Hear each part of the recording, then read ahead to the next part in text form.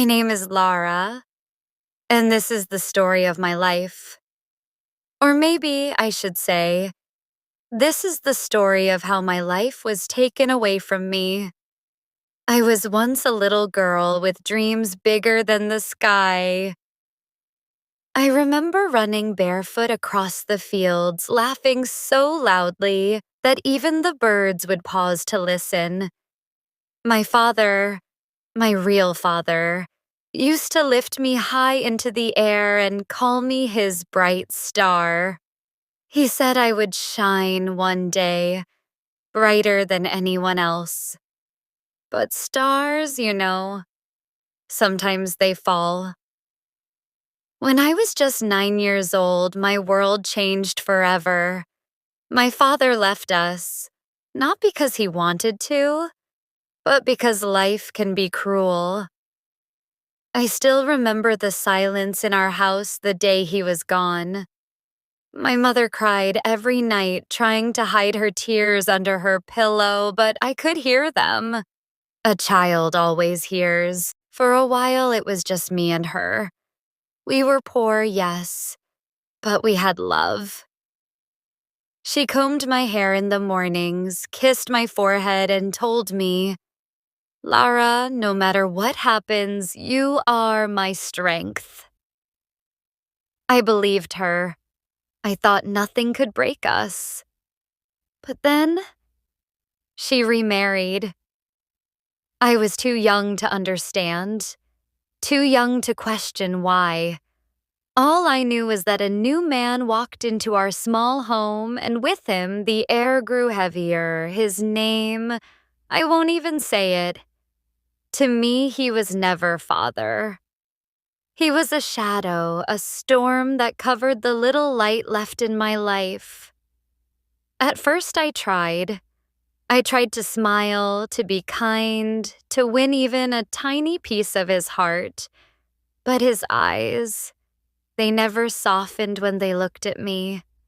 Cold, empty, like I was nothing more than a burden. "You're not my daughter," he once said, his voice sharp as broken glass. "Don't forget that." Those words cut deeper than any knife could. Still, I stayed quiet. I hid my tears inside a small notebook, my diary. At night, when the house was silent, I would write letters to my Father in heaven.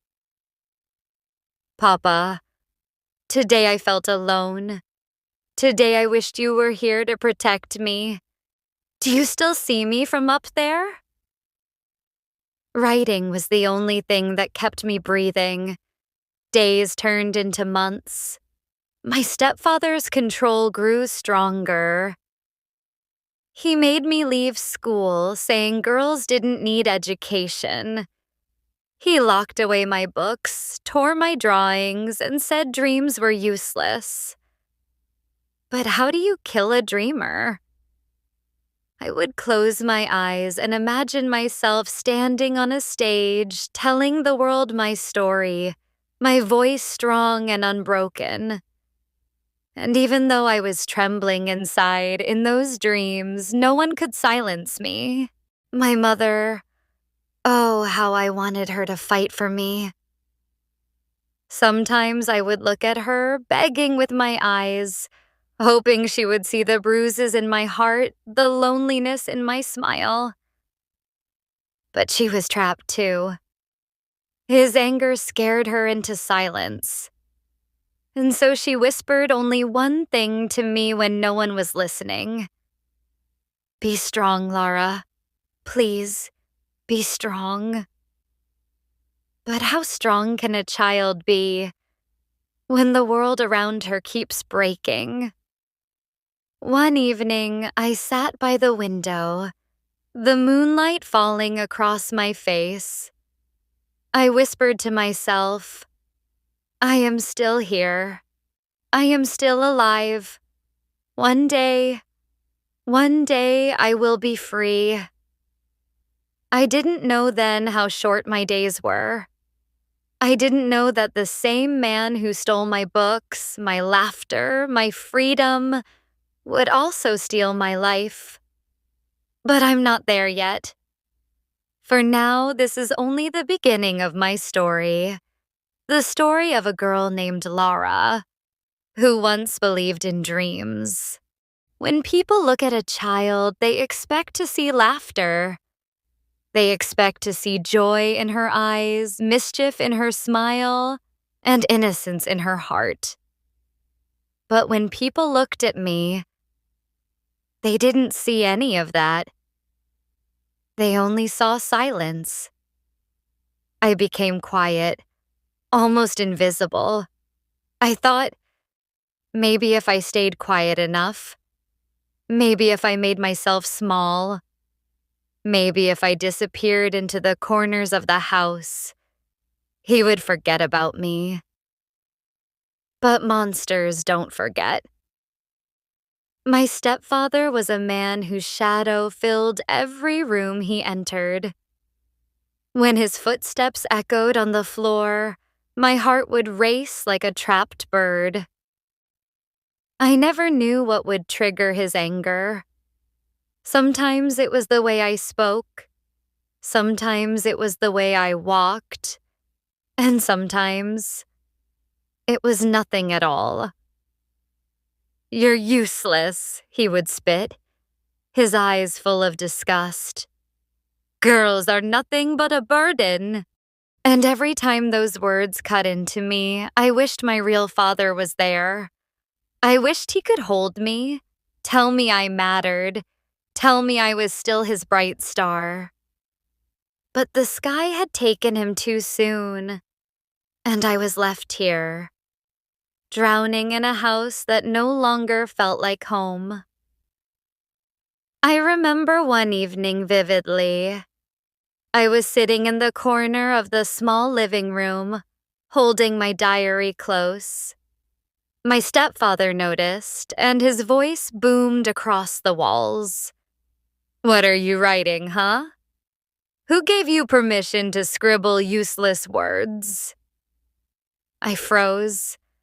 My mother's eyes widened, fear written all over her face. Before I could even answer, he snatched the diary from my hands. Pages filled with my little secrets. My letters to Papa, my dreams of a better life. They all tore beneath his fingers. The sound of paper ripping felt like my own heart being shredded. He threw the pieces on the floor and glared at me. "Words will not save you. Dreams will not feed you. Stop wasting your time." That night, I didn't cry. I just sat on the floor, picking up the tiny fragments of my broken diary, pressing them to my chest. It was as if he hadn't just torn paper. He had torn the only safe place I had left. My mother tried in her own way. When he wasn't watching, she would hold my hand tightly as if to say, "I see you. I feel your pain." But her voice never rose against him. She never said the words I longed to hear. "Stop hurting my daughter." I used to wonder, does she love me less? Or is she just as broken as I am? But then in the quiet of the night, I would hear her sobbing, muffling her cries so he wouldn't notice, and I understood. She was trapped too. We were both prisoners in the same house, just in different cages. Every day, I lost a piece of myself. First, he took my books. Then he took my laughter. Then he took my freedom. I wanted to scream. I wanted to run away. But where would I go? Who would listen to me? In this world, a child's voice is often silenced before it is ever heard. So I carried my screams inside me. Silent screams that echoed only in my chest, never escaping my lips. Sometimes I would look at the mirror and hardly recognize the girl staring back. Her eyes looked older, heavier. Her smile was gone. And yet, a tiny spark still flickered inside me. A spark that whispered, "Hold on, Lara. Just hold on. One day things will change." But deep down, another voice whispered too, a darker one. It said, "What if things never change? What if this is your life forever?" That question haunted me more than anything else. One day when the sun was setting, painting the sky with soft orange and pink, I sat outside in the yard, hugging my knees. Children from the neighborhood ran by, laughing, chasing each other, their voices full of freedom. I wanted to join them. I wanted to feel that lightness, that joy. But instead, I just sat there, a silent spectator, a ghost among the living. A little girl stopped and waved at me. "Come play," she called. I opened my mouth to answer, but before I could, I heard his voice from the doorway. "Lara, get inside. Now." The smile faded from the girl's face. She turned and ran off with her friends while I walked back into my cage. And that's when it truly hit me. I was already disappearing from the world. I wasn't a child anymore. I wasn't free. I was just a shadow, trapped in a house that devoured every bit of light that dared to enter. This is how my days passed, one after another, like a clock ticking in a room with no door. And I kept wondering, how long until the clock stops?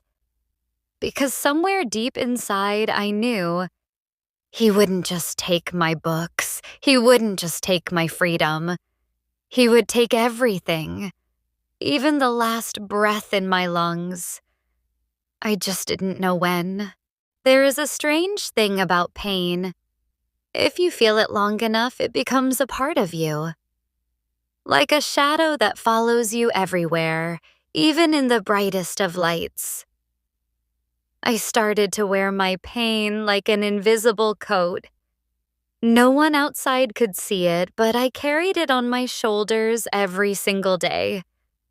When neighbors smiled at me or asked how I was, I simply nodded.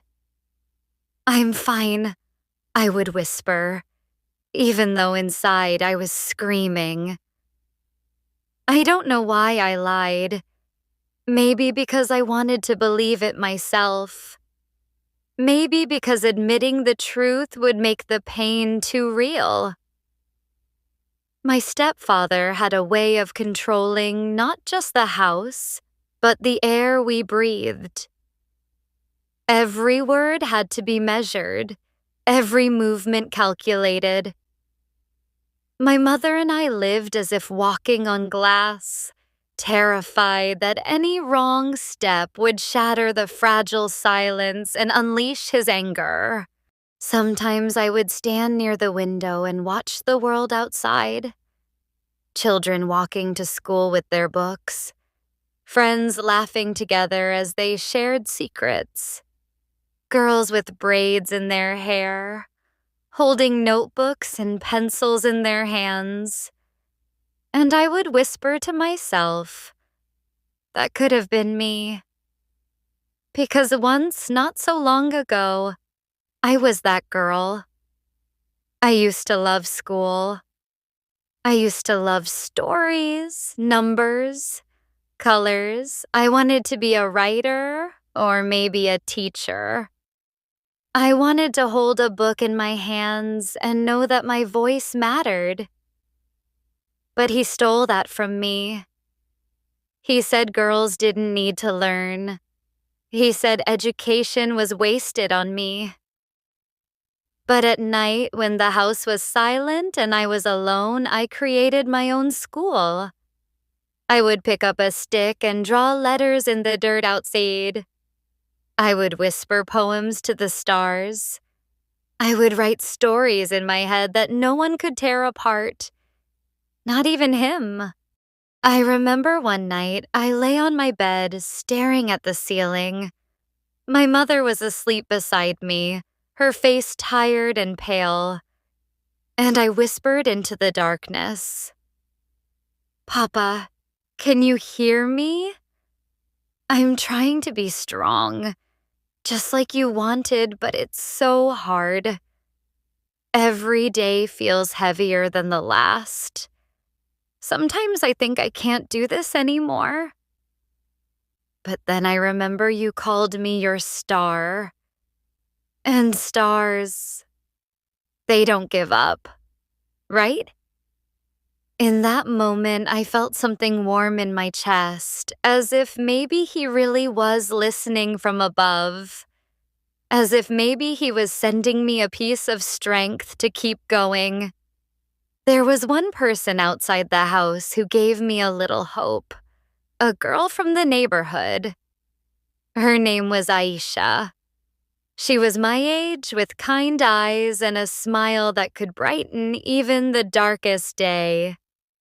Whenever we crossed paths, she would wave at me.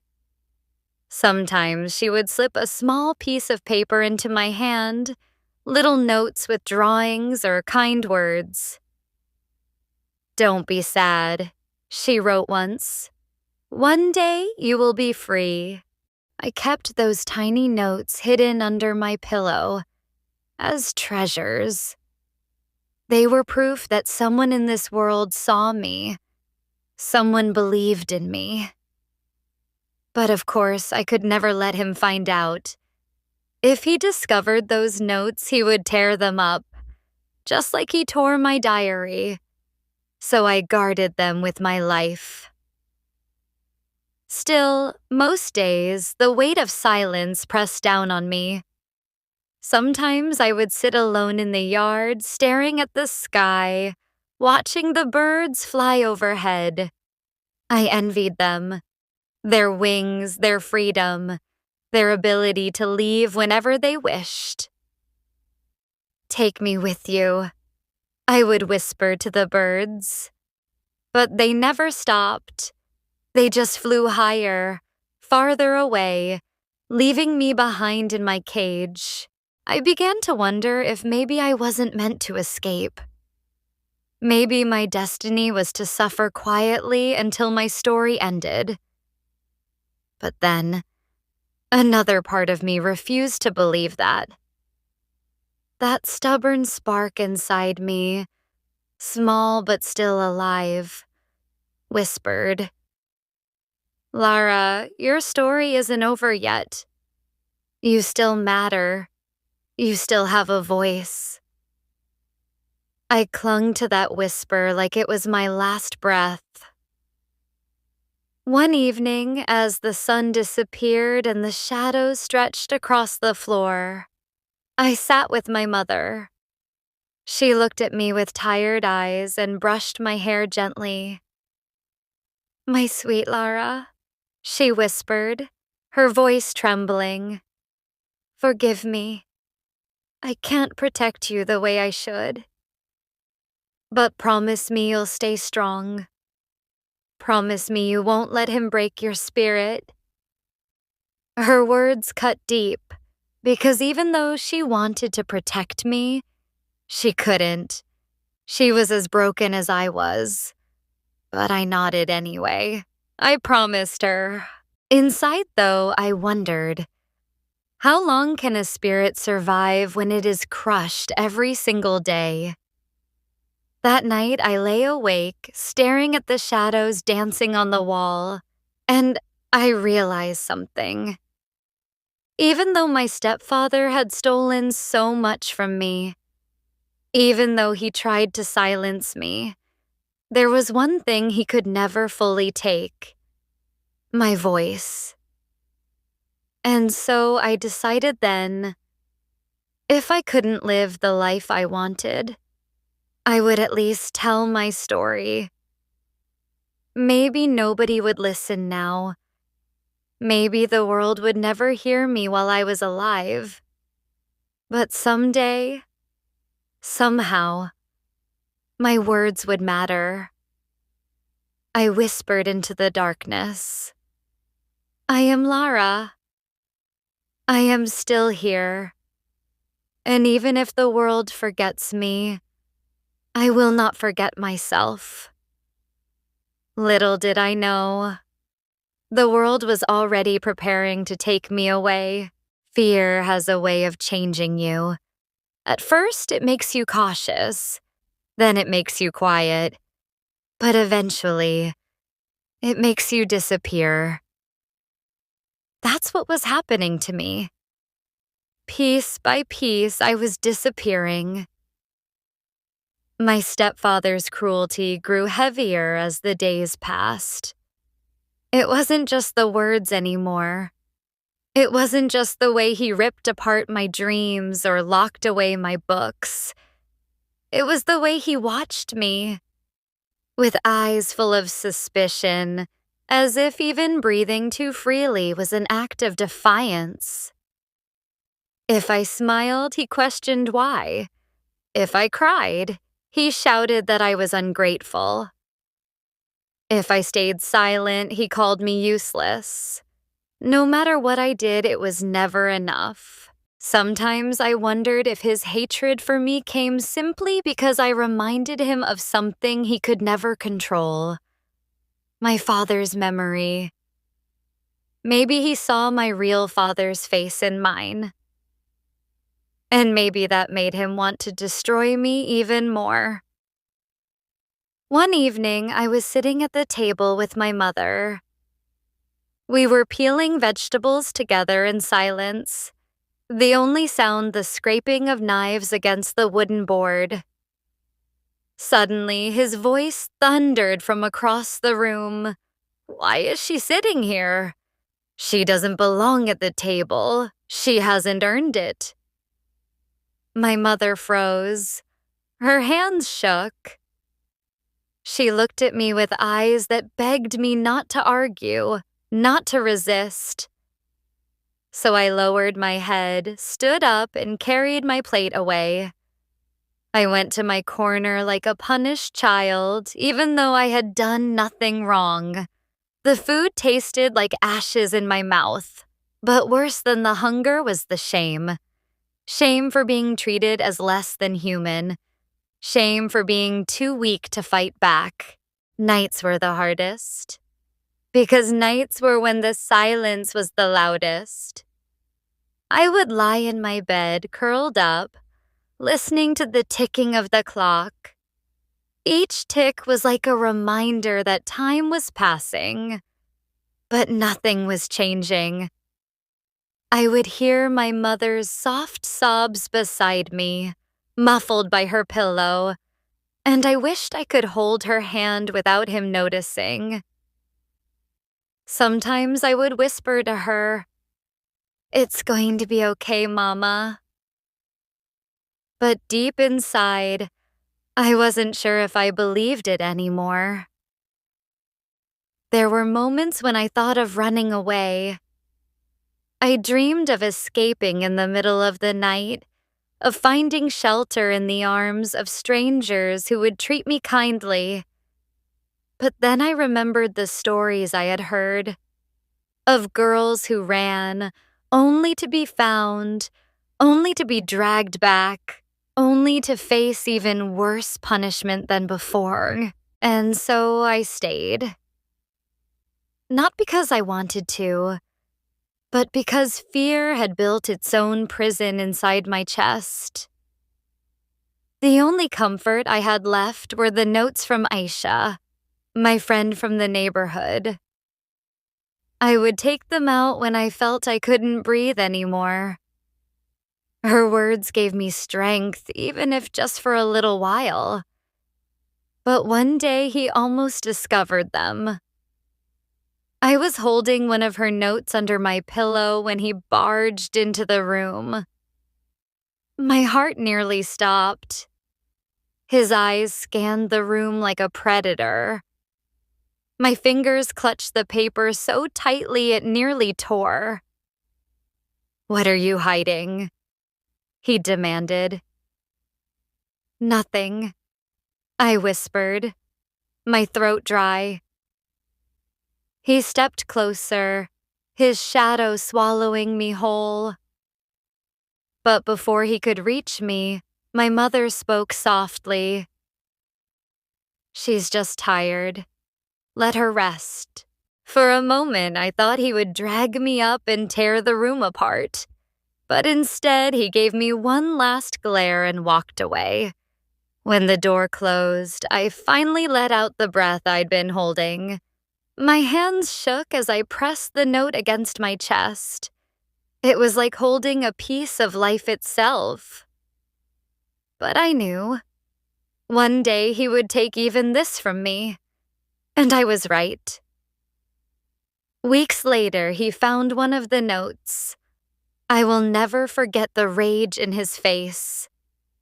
His hand held the small folded paper like it was poison. "What is this?" he roared. I froze, my voice stuck in my throat. "Who gave you this? Who are you writing to?" My mother tried to calm him, but his anger was a fire that could not be put out. He tore the paper to shreds and threw it in my face. "Friends? You don't need friends. You don't need anyone. You belong to this house. You belong to me." His words sank into me like chains. That night, I cried harder than I had in years. Not just because he had destroyed my little treasure, but because it felt like he had destroyed the last fragile thread that connected me to hope. After that, the world outside felt even farther away. I stopped standing by the window. I stopped watching the children laugh and play.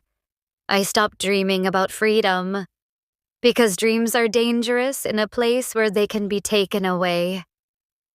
And yet, somewhere inside me, that small spark still refused to die. Even though I felt broken, even though my voice was shaking, something inside whispered, "You are still Lara. You are still alive. Don't let him erase you." But the truth was, each day I felt myself slipping further into the darkness. And deep down, I began to wonder, maybe the only way to truly escape him would be to escape this life altogether. There comes a point in every storm where you stop fighting the rain. You simply let it fall, let it soak you until you can't tell where the sky ends and where you begin. That's how I felt. Like a girl drowning, not in water, but in silence. My stepfather's control was now absolute. He decided when I could speak, when I could eat, even when I could breathe.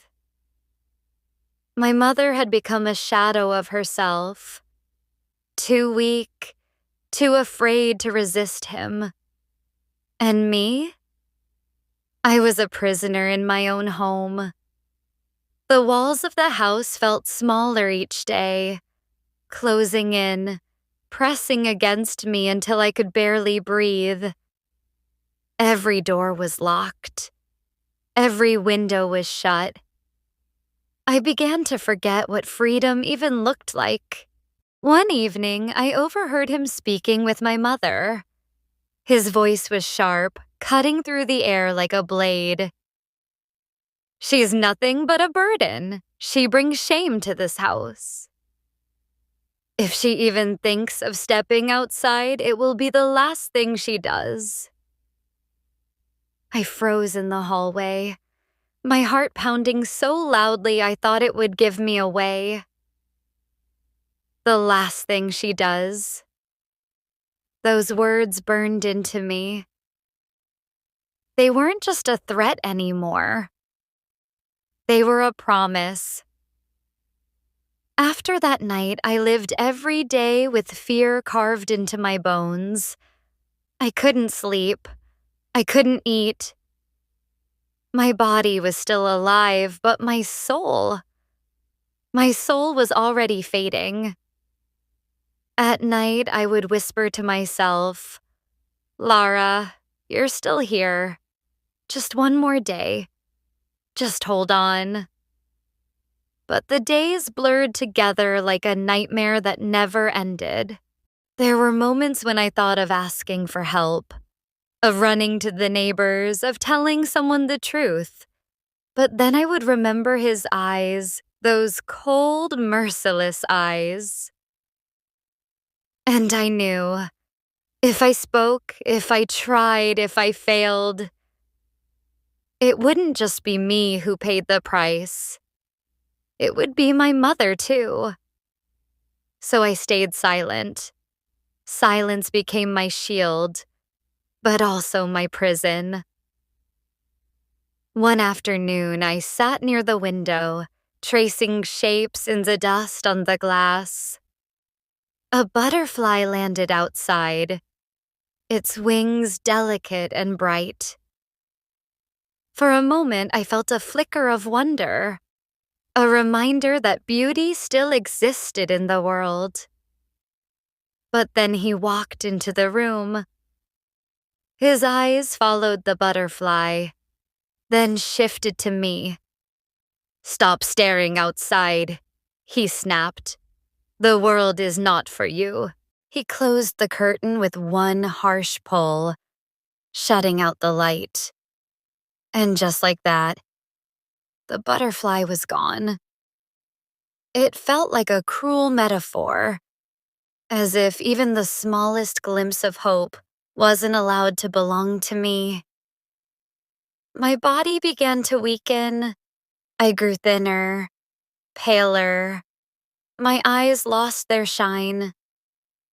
Even my voice grew softer, until it felt like it wasn't mine anymore. Sometimes I wondered if this was his plan all along, not to kill me quickly, but to erase me slowly, piece by piece, until there was nothing left of Lara. One night, as I lay in bed, I heard my mother whisper to me. Her voice cracked with pain. "My sweet child, I'm so sorry. I should have protected you. I should have been stronger." I held her hand, my fingers trembling. "It's not your fault, Mama," I whispered back. But inside, I knew we were both trapped in the same cage and neither of us had the key. Days turned into weeks. The world outside kept moving, but inside our house, time felt frozen. I started talking to myself just to remember what my voice sounded like. Sometimes I would tell stories to the walls, the way I used to tell them to the stars. Stories about a girl who would one day escape, a girl who would find love, laughter, and freedom. But every time I finished, I felt the same emptiness. Because I knew that girl was not me.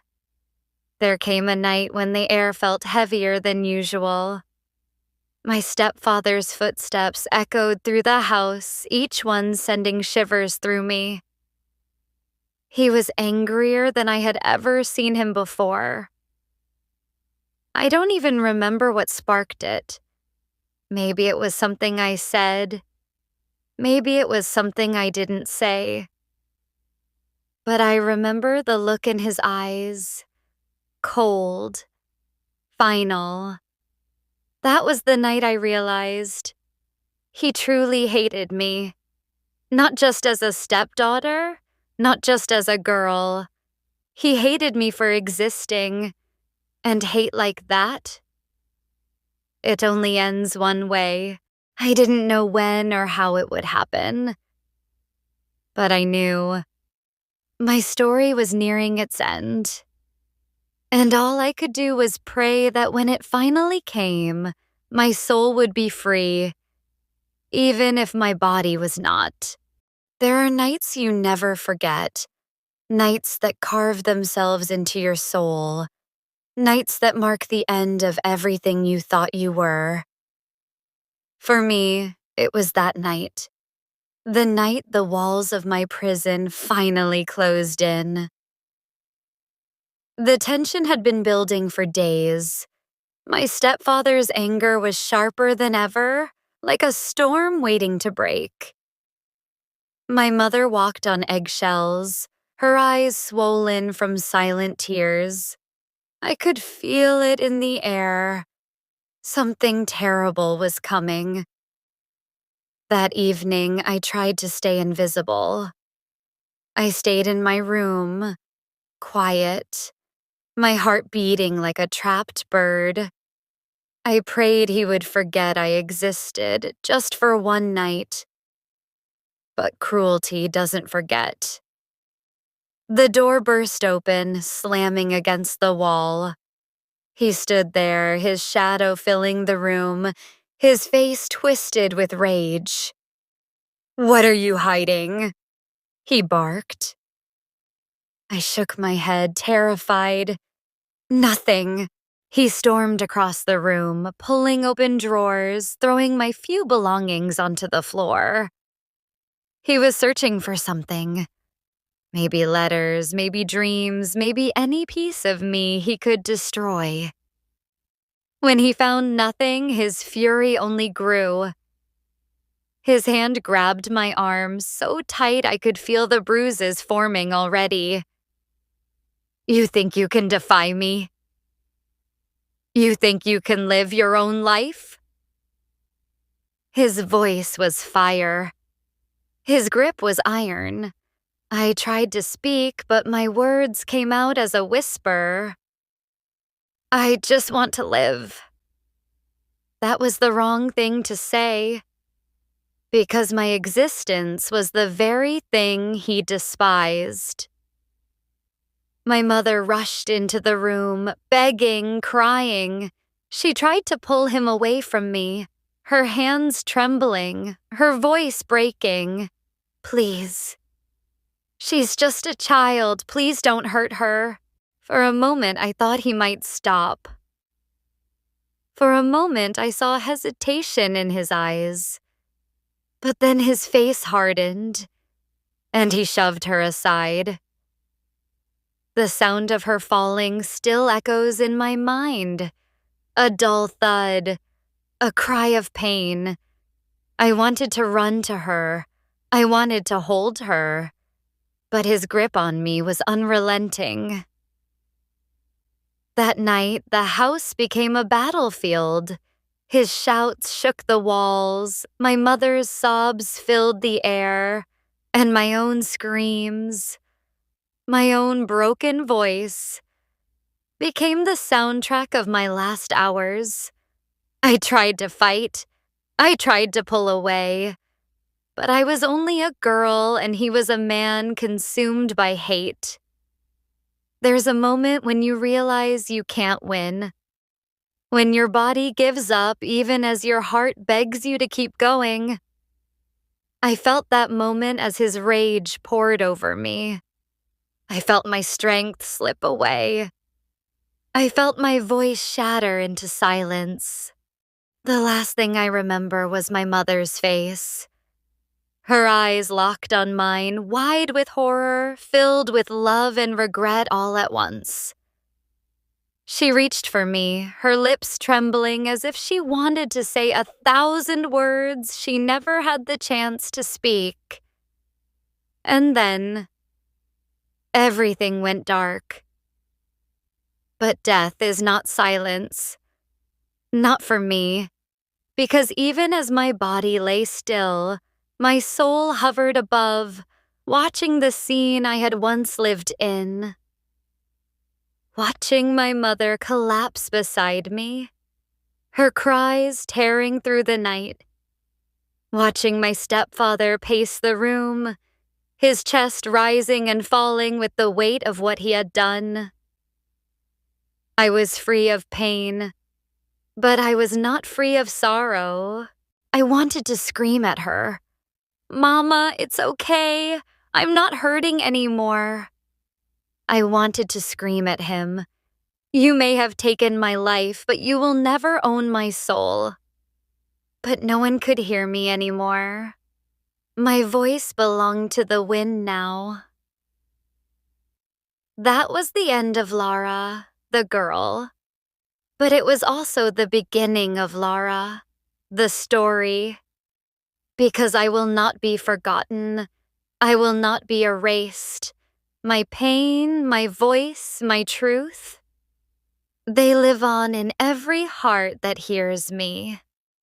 They live on in every girl who cries behind closed doors, in every mother who cannot protect her child, in every soul that knows what it means to suffer in silence. So if you hear my story, I beg you, don't let it be just a story. Let it be a warning. Let it be a reminder. Let it be a call to protect the next girl, the next child before it's too late. Because I was Lara. I was a daughter. I was a dreamer. And though my stepfather killed my body, he could never kill my voice. My voice lives here, in you. They say when a soul leaves the body, it feels like a whisper. Gentle, quiet, almost like falling asleep. For me, it was different. It felt like breaking, like every shattered piece of me rose into the air, carried by the weight of my story. I hovered in silence above the house that had been my prison.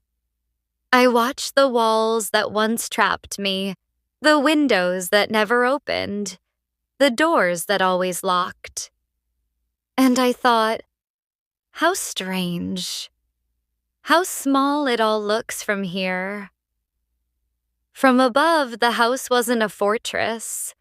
It was just bricks and wood. Yet inside it had stolen my childhood, my laughter, my freedom. And now, my life. I drifted to where my mother sat on the floor, her arms wrapped around my still body. She rocked me gently, like she used to when I was little.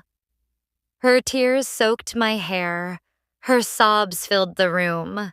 "My baby, my baby," she whispered over and over. I wanted to hold her. I wanted to wipe her tears, but I couldn't. All I could do was watch her break, the way I had broken so many times before. I turned to him, the man who was supposed to be my guardian, but instead became my executioner.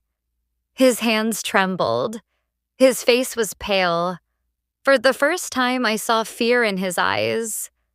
Not regret, not guilt, just fear. Fear of what he had done. Fear of being caught. Fear of me. The girl whose spirit he could never chain. I realized then, even in death, I had a kind of power he would never understand. As the hours passed, I felt myself being pulled further away, drifting beyond the walls, beyond the streets, beyond the world I had known. The night sky stretched above me, endless, vast, and filled with stars. And for the first time in so long, I felt free. But freedom is bittersweet when it comes too late. I looked down one last time and whispered into the wind. Remember me, not as the broken girl, not as the victim, but as the voice that must be heard. Now, I speak to you. Yes, you, the one listening to my story. I want you to feel my words in your chest, to let them live in your heart. Because I am not just Lara, I am every girl who has been silenced. I am every child who has been hurt by the hands that should have protected them. I am every cry that went unheard in the night. If my story brings you to tears, let those tears mean something. Let them soften you. Let them open your eyes. Somewhere, right now, another girl is living the life I lived. She is crying in silence. She is praying for freedom. She is whispering to herself, "Just one more day, just hold on. Don't let her end like me." I wanted to live, to laugh, to grow, to fall in love, to have children of my own, to watch the sun rise without fear, to walk under the stars without chains. But all of that was stolen, and all I can leave behind now is my story. So I leave it with you. Carry me in your memory. Speak my name when the world tries to forget me. Protect the children who still have a chance. Fight for the voices that are still trapped in silence. Because my life ended too soon. But my story doesn't have to. I am Lara. I was a daughter. I was a dreamer. And though I am gone, I live on in every heart that remembers me.